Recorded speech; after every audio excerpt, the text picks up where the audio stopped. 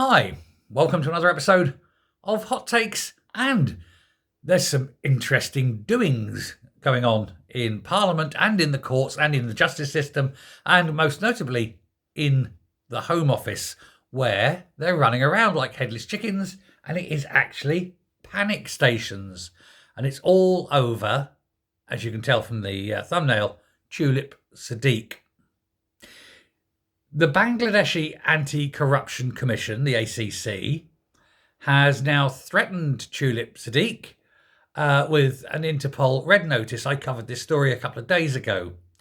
And this goes into action if she fails to present herself to the court and the authorities in Bangladesh before the 27th of April. So, was it 10 days away? So she's got to go herself all the way over to Bangladesh, present herself within the next 10 days. Should she fail to do so, it starts in motion a whole series of events that will be very problematic, shall we say, for the Labour government, and for, in particular, Yvette Cooper as the Home Secretary. And we're going to go through this in a minute as to why. Now, the problem is, if she does not turn up and surrender herself, the Anti-Corruption Commission, the ACC, will follow what is the normal practice, the sort of accepted way of doing it, of taking assistance through or from Interpol, through the Bangladeshi police and their Ministry of what's called the Ministry of Home, which is our Home Office, basically. Now, of course, Britain was one of the founders of Interpol, I believe. We've certainly been in it for about 100 years, so it's not something new to us. And it's something we are a signatory of, and we have deep ties to and deeply respected over the years, used it for our benefit as well. So it would be very difficult, I think, for Britain to do anything other than play by the rules, such as they are. Now, because of this non-appearance, if she fails to turn up, Tulip Sadiq, would be treated as what is known as a criminal absconder. And Bangladesh, who's also part of Interpol, would then issue that red notice that we've talked about.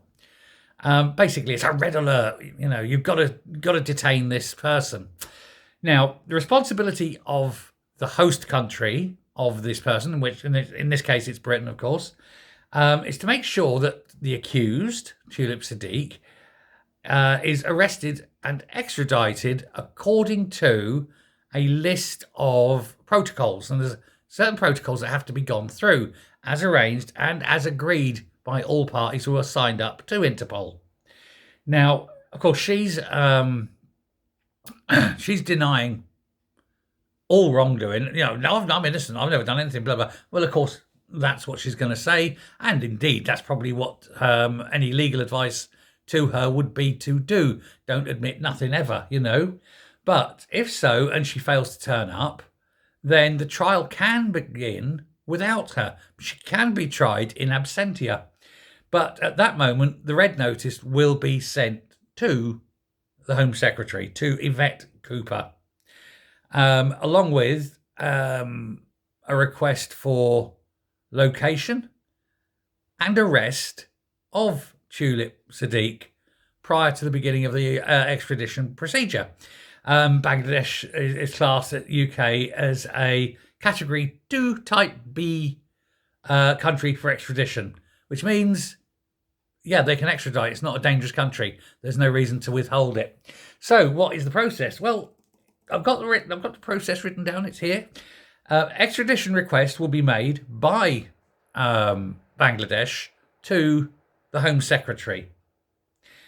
The Home Secretary will then decide whether to certify the request. That is to say, whether she will look at this and say, yes, that's a perfectly legitimate request. That's all in order. I have to agree with it. There we go. The Secretary of State then sends this case to the courts.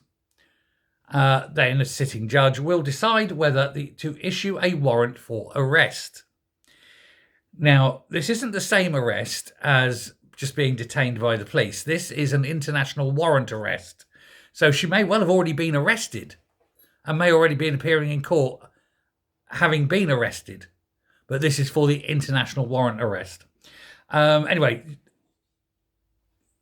she's brought before the court. Anyway, there's a preliminary hearing, which basically lays out the charges, lays out the fact that a red notice has been issued, that a extradition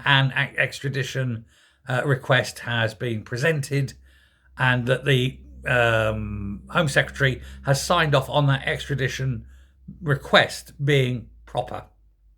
So then you go ahead and have the extradition hearing. And at that hearing, the judge says, yes, this is fine, or no, it's not, or whatever, but he'll say, yes, this is fine, this extradition is legal, and it is up to the Home Secretary now to sign off on that extradition so that this person can be sent to, in this case, Bangladesh. And so it goes back to the Secretary of State, Yvette Cooper, who then signs off and says, yes, I've signed the extradition warrant, you can go to Bangladesh now. And then they take her in handcuffs and chains through down to Heathrow or whatever, stick her on an Air Pakistan flight. She gets off at the other end, she's met by officials, taken into custody, and Bob's your uncle. Jolly good. Does anyone see the problem with this? Well, at 3 stages of this process, the decision will lie in the hands of Yvette Cooper. This is her previous cabinet colleague, now party colleague. And so you've got to say that there is a massive conflict of interest here. How can Yvette Cooper make this decision and say, oh, well, no, and anyone believe that it's anything other than political? Oh, we can't send one of ours over. Oh, no, can't send one of ours. Even though the evidence is overwhelming. Oh, you see, if it was anyone else, she'd do it. But because it's Tulip, who's friends with the Prime Minister, who the Prime Minister spends a lot of time with in her house, who the Prime Minister spent a lot of time with her auntie, the dictator, the Prime Minister who has been helped into politics by Tulip Sadiq, yeah, I wonder what Yvette Cooper's going to do. Does this stink or what? Now, it's a very unprecedented case, but whatever happens, it's going to be difficult for Labour. They're either going to have to throw her under the bus or stand there and be shown blatant politicising and ignoring international law that Starmer says is so very important to him.